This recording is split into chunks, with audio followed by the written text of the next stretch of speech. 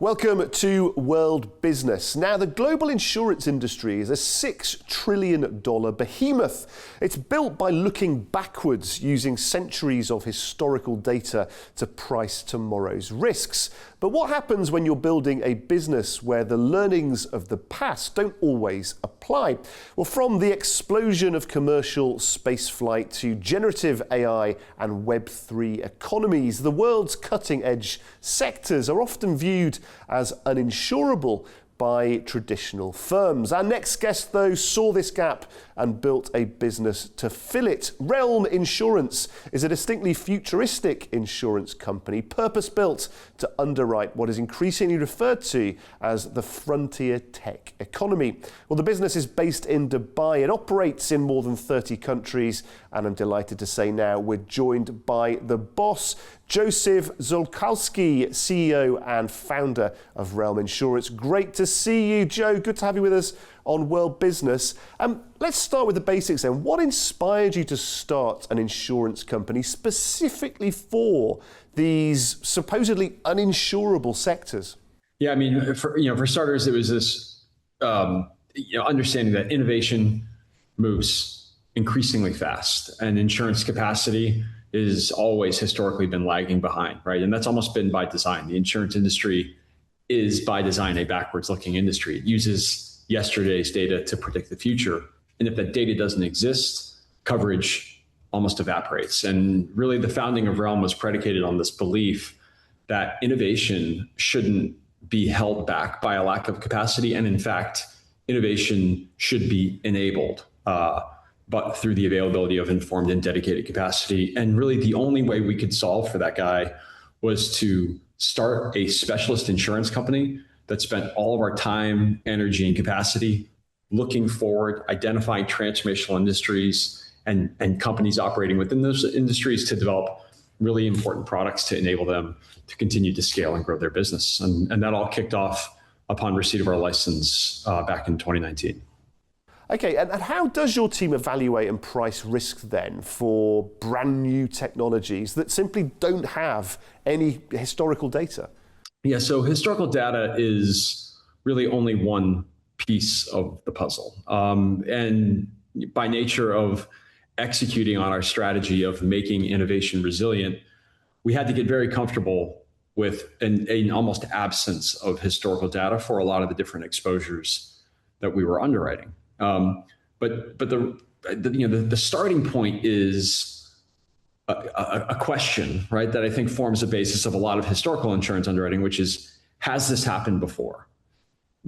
We don't bother asking that question. We ask ourselves, how could this loss happen and what controls exist around it? And then we reconcile that with specialist expertise, subject matter expertise, some quantitative and qualitative aspects of underwriting, and continue to evolve our underwriting strategies, products, and pricing so that we can essentially bring traditional insurance products in support of companies doing real innovative and transformational things. Okay, what is the most common misconception, do you think, that traditional businesses have about insuring digital or decentralized assets? I'd say the most common misconception is these industries are uninsurable. If they're new, if they're emerging, and there's a lack of historical data, these risks must be uninsurable. And the reality is they're just not well understood. And so what we've really spent a lot of our time, effort, and energy since the launch of Realm Insurance is really developing specialist expertise in these sectors that we truly believe are transformational. And we want to enter those sectors as early as we possibly can, effectively act as a market maker so that we can begin to gather risk data, scale subject matter expertise, build products, build distribution to help continue bringing confidence to these new and innovative sectors. And with the rise of AI, then, what do you see as the biggest threat or liability facing startups today? Yeah, I think the headline grabbing risk is that artificial intelligence is going to be too intelligent. And I think that's more hyperbole for us. The real risk is the pace at which companies are deploying and utilizing AI relative to the governance and controls they're building around these AI-enabled systems.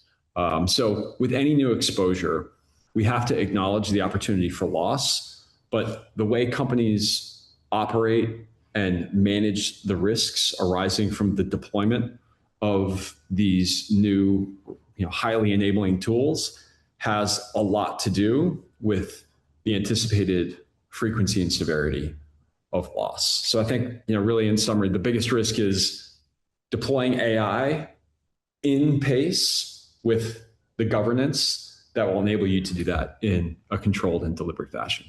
Well, I guess you've already got one eye in the future, but looking ahead then a little bit further forward, specifically insurance, where do you think this sector is really heading over the next 5 years? Yeah, I think it's really a convergence of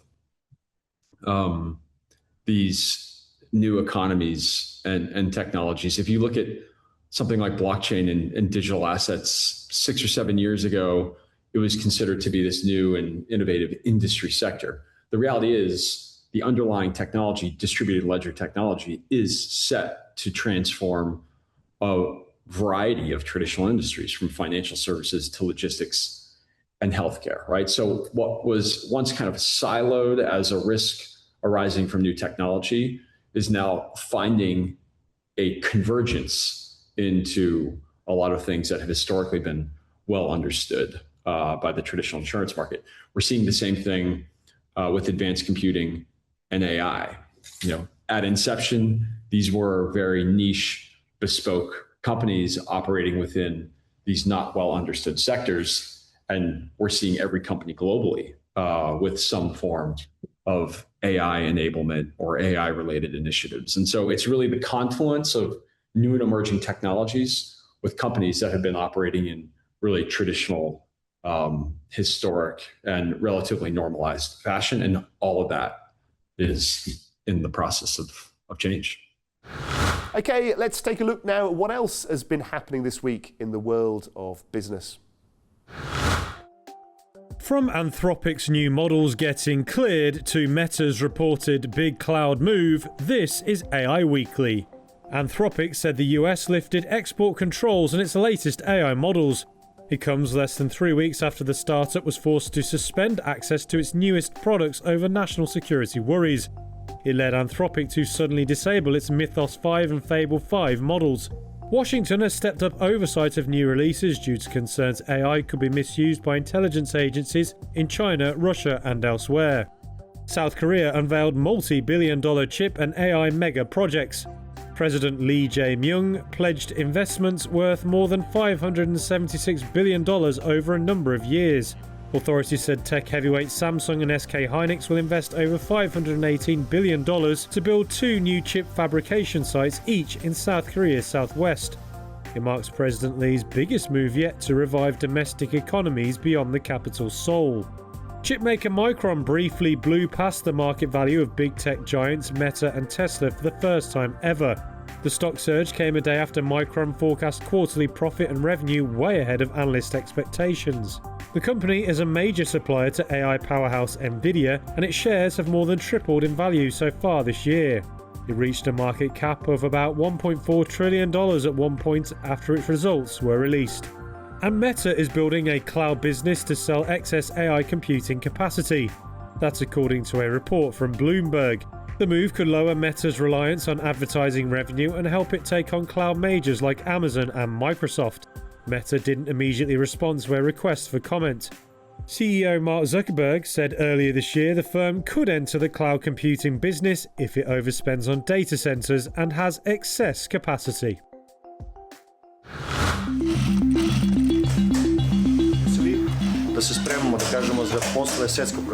Once the stock becomes available, we want to be ready to show what can be made from it.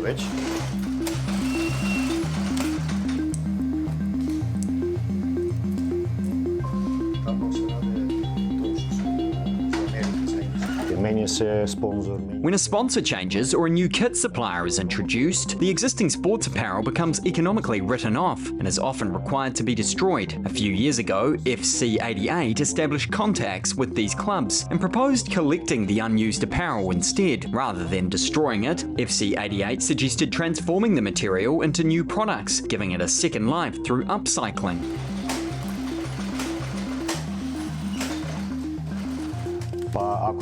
When you explain that around 20 million pieces of textile waste remains after a World Cup, people begin to understand the scale of the problem. We are offering a solution to that challenge, and I believe our work has been well received so far.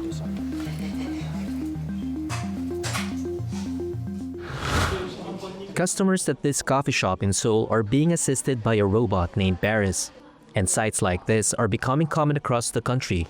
LoungeX chief executive Kim Dong-jin said they turned to robots and self-service to overcome rising labor costs. The cafe industry simply cannot afford to pay baristas a huge amount in labor costs. Structurally, this is because the moment you pay a barista a lot, the business structure for the owner to make profit becomes impossible. So, that means it is becoming increasingly difficult to hire expert baristas. Now, even hiring people who smile or greet customers is not easy. So we focused on unstaffed shops, and we believe it was a very good decision. Kim says his company runs 8 such 24-hour coffee shops across South Korea, entirely unstaffed, while 4 stores are still operated by humans. While sales at a human-staffed coffee shop still tend to be higher, Kim said the savings on labor boosts the profitability of each unstaffed store to more than 40% or several times that at a regular branch. The move is aided by South Korea's low rates of petty crime, with customers generally rule-abiding. And this automated instant noodle shop, student Kim Hee-yeon ordered and prepared her food by herself.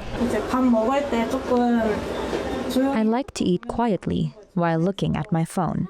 So I do feel psychologically more comfortable when there isn't anyone around. It is slightly inconvenient that the staff is not right next to me when I have a problem. But the last time I asked for them, they came and resolved it within about 3 minutes. So I don't think that was a major inconvenience. Such unstaffed stores were estimated to number 9,000 nationwide by the end of 2024, according to the National Fire Agency. Payments provider Samsung Card said the number probably grew 4 times by 2025 from 2020. From the US president's big crypto profits to Citigroup cutting its forecasts for Bitcoin and Ether, this is Crypto Weekly.